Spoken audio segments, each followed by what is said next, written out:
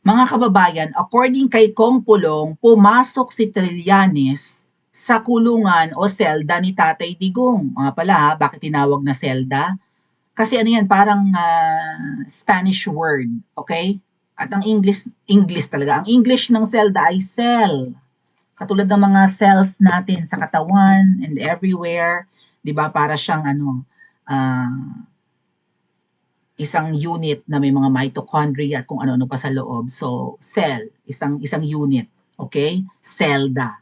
O napasok ni Trililing, ano ang kanyang pakay, ano ang kanyang purpose, ano ang kanyang layunin, ay no mortal na kaaway ni Tatay Digong yan. So is Delima, ano ang kanyang ginawa kay Tatay Digong? Naghihinala nga po si Mahal na Reyna na baka nilason ni Trililing si PRRD sa loob. Nakita nga na walang malay, hindi ba? O, pota ka Trililing, sabi ni Mahal na Reyna Edwin Hamora. Nilason mo ba si PRRD? Sinuntok mo ba? Anong ginawa mo at ano ang assignment ni Bangag sa'yo? Bakit nga si Trililing nandun? Naghahanap kayo ng proof, ay pinost na nga ni Mahal na Reyna ang picture. Si Trililing ay may picture sa harapan ng ICC o sa kulungan ni PRRD. So nakapasok kasama ang kung sino mga opisyalis ni Ngiwi. Hindi yan nagpa-picture lang sa labas. At walang kamalay-malay ang pamilyang Duterte, ganon din ang abogadong Syunga at ang abogadong Kukupad-Kupad. O walang kamalay-malay. Mamaya pag-usapan natin yung paghandusay ni PRRD doon sa sahig ng kanyang selda. O, post ni Kong Pulong, babasahin ko lang sa inyo mga ate at kuya. Si Trililing pala ang pinadala ng mga bangag. Bangag talaga ang tawag na no, sa pamilyang yan. Ano? Kasi nga, mahilig sa polvoron. Dumudugo na nga yung gums, tumatabingin na ang mukha. Walang confidence kapag hindi nakasuyop, di ba? Or nakasinghot. Si Trililing pala ang pinadala ng mga bangag. Galing to sa post ni Kong Pulong Duterte ha, verified account. Para mag-welfare check kay PRRD, baka magkalat ka ng virus mo dyan at di ka pa naman na-inject ng anti-rabies shot mo. May rabies pala si Trililing. Ba't nauulol na aso ito? Oo nga pala, strict ang Netherlands. Siguradong dinaan ka muna sa quarantine ng mga hayop. Ay, ganoon? Ika-quarantine muna? Kasama mo rin ba ang tuta mong si Las Cañas? Oh, may mga Arturo Las Cañas. May mga nare-receive na intel si Kong Pulong, ano? Huwag kang mag-alala, magkakaganyan ka rin. Magkakaganyan ka rin na selda. O, ginamit din ng selda rito. Very rarely kasi na ginagamit yung selda. Mostly kulungan, piitan, presohan, right? Ganon. Prison. Intayin mo lang, Trililing, makukulong ka rin daw. Oh, Karma's a biatch, Karma's digital. Long overdue na Dapat nga matagal na dapat na nakakulong tong Trililing na to di ba? Oh. Umuwi ka na sa Pinas, sabi ni Kong Pulong, at harapin nyo na mga kaso nyo, mga duwag, kasi kayong mga sundalong kanin. Bakit tinawag sundalong kanin? Like, ano yun? Kanin lang ang kinakain, walang mga meat, walang sustansya, tapos lampa, ano ba? Oh.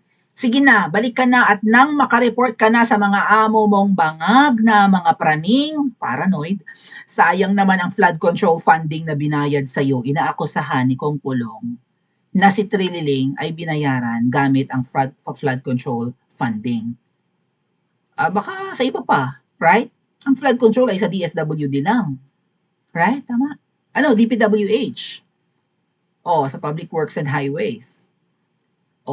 Sabi ko nga sa inyo, napakaraming department. Lahat ng department may kinukurakot ang mga yan, may napapala, di ba? So, either galing sa flood control funds ang ibinayad kay Trililing o sa iba pang pondong nakukurakot. Ang tanong, mababawi pa natin ang mga yan.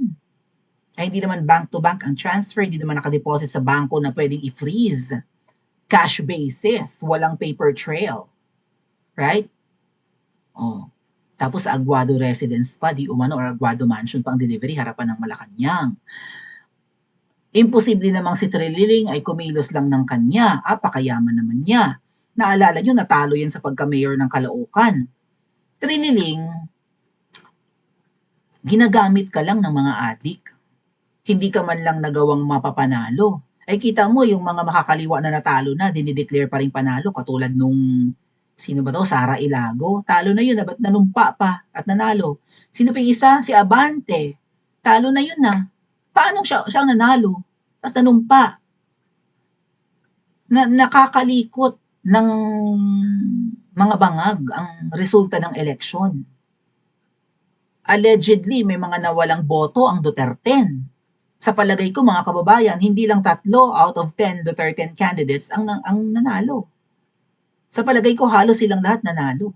Napakaraming DDS. Kay VP Sara nga, 32 million ang bumoto eh. Imposibleng natalo ang mga Duterte kung may manlagas man dyan, 1, 2. Paanong 3 lang ang nakalusot? Bato, Bongo, Marcoleta. The rest talo. 'Di ba? Paano nakalusot ulit si Lito Lapid na hindi mo naman naririnig ang boses sa Senate? Right? Yang mangga na yan, duda ko, hindi yan nanalo eh. 'Di ba? Yung Camille Villar, hindi naman matunog ang pangalan, paano nanalo yun? And several other candidates na kahina-hinala bakit natalo pa ang Duterte. So mukhang na-doktor nga po, nabawasan ang kanilang mga boto, bumaha ng pera para mamili ng boto, ganyan. Wala namang pinabalikan ba kayo ng parusahan? Na vote buyers? Ay, ang daming mga videos na nakunan na may namimigay ng pera, may nakapila para tumanggap ng pera.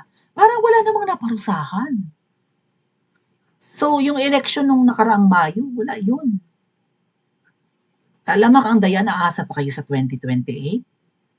Yung ginawa nila nitong Mayo, dry run yun para sa 2028. Hindi papayag ang mga demonyong to na another Duterte ang mananalo.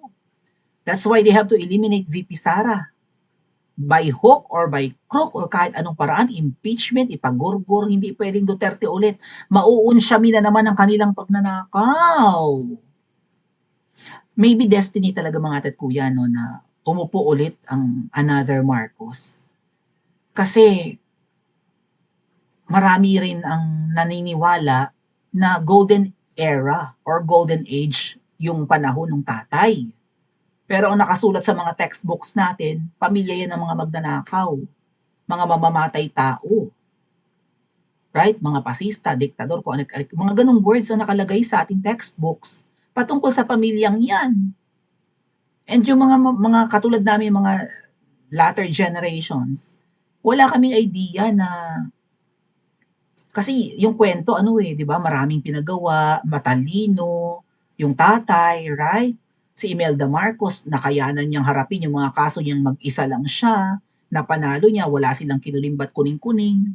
Pero wag ka, yung ill-gotten wealth nila, sandamakmak. Oh.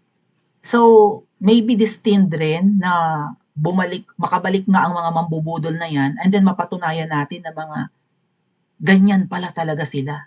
Hindi lang magna, user pa. And ikaw, Trililing, mukhang ginamit ka. Hindi ka nga nagawa ng paraan na manalo sa Caloocan. Yung ibang mga kasabwat nila nanalo, tapos ikaw talo. O ngayon, siguro para may mapala ka, sumusunod ka sa utos. Total, kalabang mortal mo si PRRD. May kapalit yan. Alangan namang libre. Alangan namang airfare lang. Alangan namang hotel and accommodation and, di ba? May pa-allowance lang.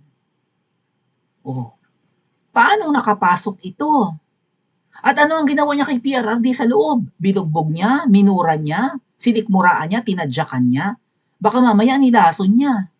Nakita pa lang nakahandusay si PRRD, pag-usapan natin maya-maya. Nakita nakahandusay, walang malay. Ba't nangyayari yan?